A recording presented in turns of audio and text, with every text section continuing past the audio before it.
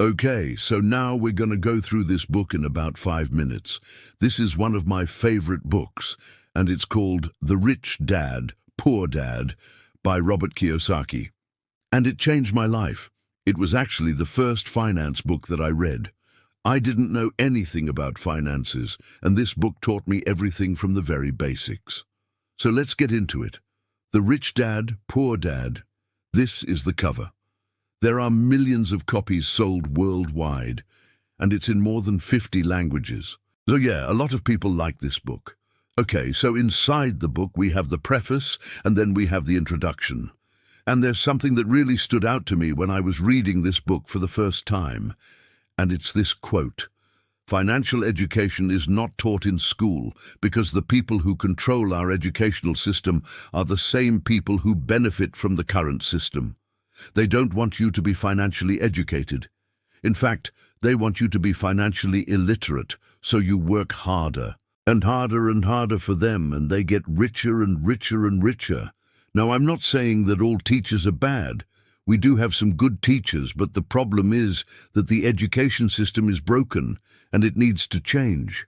If you look at any other subject like math or science, if a teacher is not teaching well, they will get fired. But when it comes to teaching finances, which is arguably one of the most important subjects, if not the most important subject, if your teacher doesn't teach it well, you don't get a second period. You just have to suffer through it. So a lot of people, they finish school and they still don't know anything about finances. So that's why I love this book. It teaches you the basics that you were supposed to learn in school, but you didn't.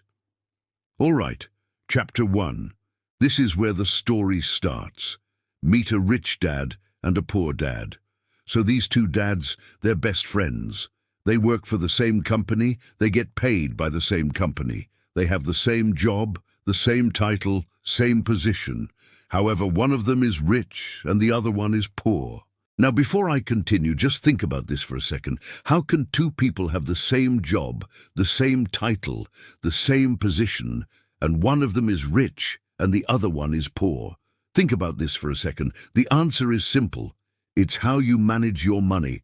Now, if you think about it, this is the perfect setup, because this book, it's going to explain exactly what each person did with their money.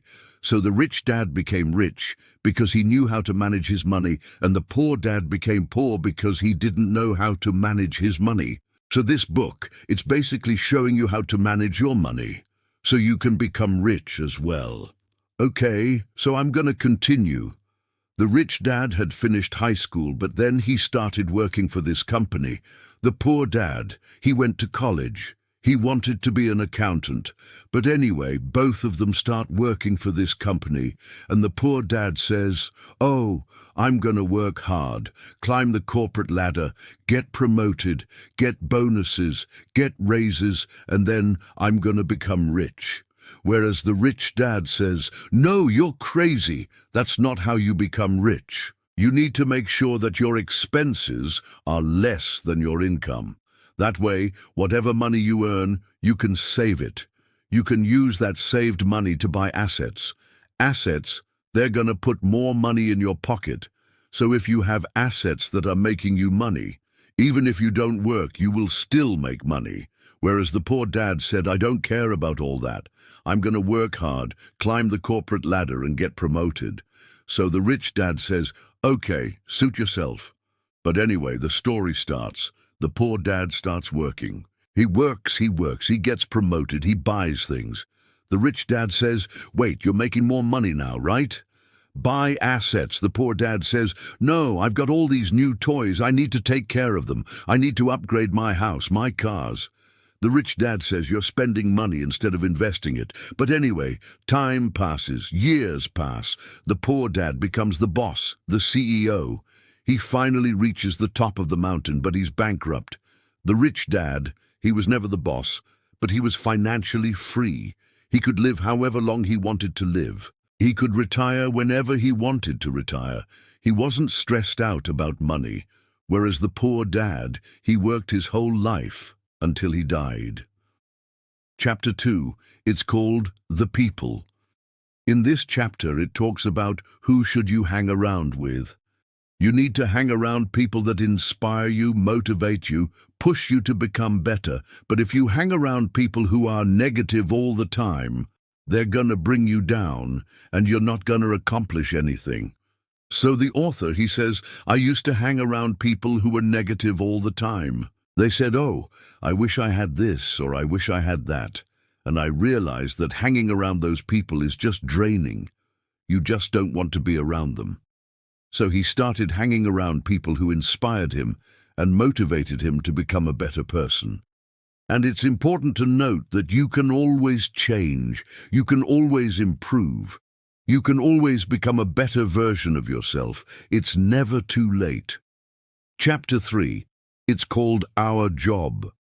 This is where it gets interesting. So the poor dad, he gets a promotion and he's happy. He's like, yay, I'm going to get a raise, I'm going to get a bonus. And he starts buying things. He upgrades his house, he upgrades his car. He spends his new raise, he doesn't save it. Whereas the rich dad, he said, no, you're spending money instead of investing it. But the poor dad says, I don't care. I made the money, so I might as well spend it. Then he continues spending money. Time passes by. He continues climbing the corporate ladder until he reaches the top of the mountain. But then he loses his job. Why? Because he was careless.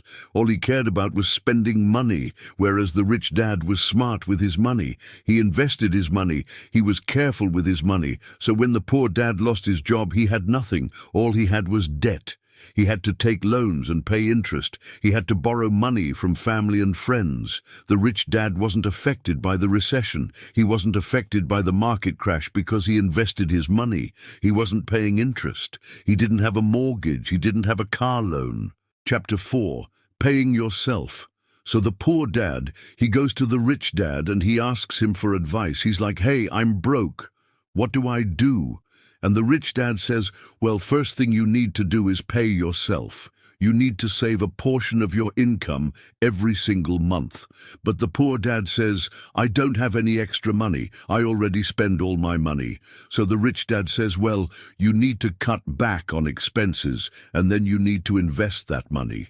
You need to make sure that your expenses are less than your income. The rich dad says, no matter how much money you make, if your expenses are equal to your income, you're never going to become rich. But the poor dad, he didn't listen. He was in denial. He continued spending money. Chapter 5. The Power of Money. The author, he talks about how money works. He talks about assets and liabilities. He talks about how to invest, which is really helpful because a lot of people, they don't understand how money works. They don't understand how investing works. And that's why they stay poor, whereas the rich dad understood how money works. That's why he became rich. Chapter 6. The difference between assets and liabilities. An asset puts money in your pocket. A liability takes money out of your pocket. Your goal as an investor, as someone who wants to become rich, you need to make sure that you're buying more assets than liabilities. So when you buy an asset, it puts money in your pocket. When you buy a liability, it takes money out of your pocket. So the rich dad said, you need to stop buying liabilities. Why? Because you're not getting any richer by buying liabilities. Instead, you need to focus on assets because assets put money in your pocket. And that's it for the book. As you can see, it's super short. It's easy to read. The language is super simple. It's a great book for beginners. It covers all the basics that you were supposed to learn in school, but you didn't. Honestly, it's such a good book. I recommend it to everyone. All right, thank you guys for watching. Don't forget to subscribe if you haven't already.